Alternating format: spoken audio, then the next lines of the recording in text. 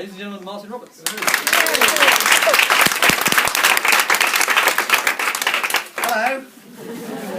Hello. Hey.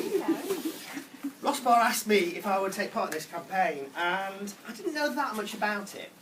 And we had a meeting in Bath, and I just said what I felt about health and safety, and specifically child and family health and safety. I've now got a 6-year-old and a 4-year-old. So I spouted out my feelings about how you need to be risk aware, how you need to take control of your own environment and look after your own family, and how you can do that. And without realising it, I was singing exactly from RoSPA's hymn sheet. And it was a really interesting moment because I didn't put words into their mouth, they didn't put words into mine, it's just what I truly feel. So when I'm on breakfast this morning, and when I'm carrying on the campaign, because you wrongly think it ends today, because I will carry on supporting RoSPA and the family safety group. It comes from the heart, and I think hopefully that comes over in the way I speak about it. Because I've got a 6-year-old, and I've got a 4-year-old, and they're called Scott and they're called Megan. And if they were to die, and I could have done something to stop that, my life would be over.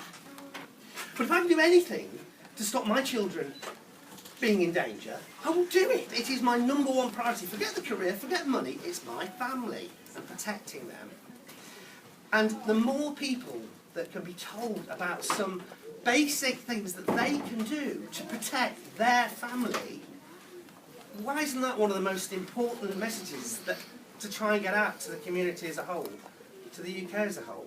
I mean, it is extraordinary. And when you realise that some of these things, which seem so innocuous, such as a blind that's on your window, this is what your experience was, wasn't it? As I understand it, you lost your daughter, because their daughter got caught up in the blind. This was just hanging there, presumably in the bedroom or something. In the lounge, and you left her alone for how long? 4 minutes. 4 minutes. And you came in and what, she was hanging from this. And she asphyxiated, that's it, died.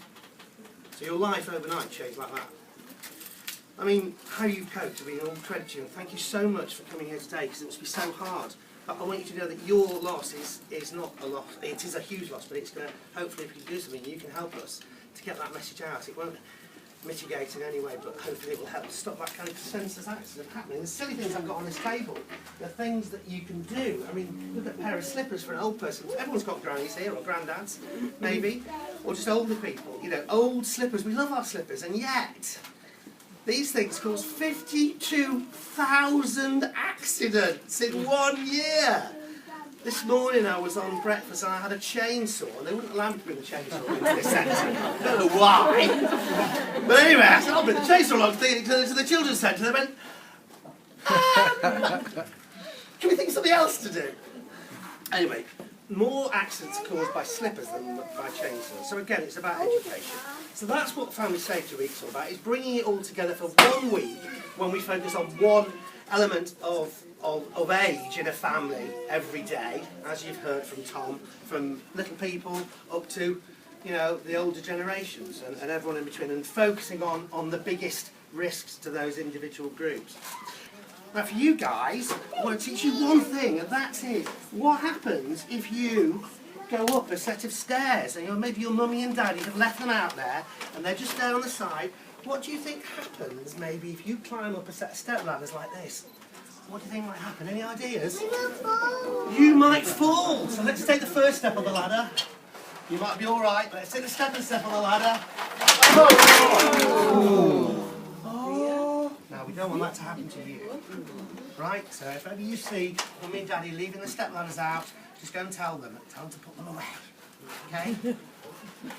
That's just one example, okay? Hopefully those children now will have it in their head. See step ladders, they don't do it. And that's the kind of easy things we can do to try and help.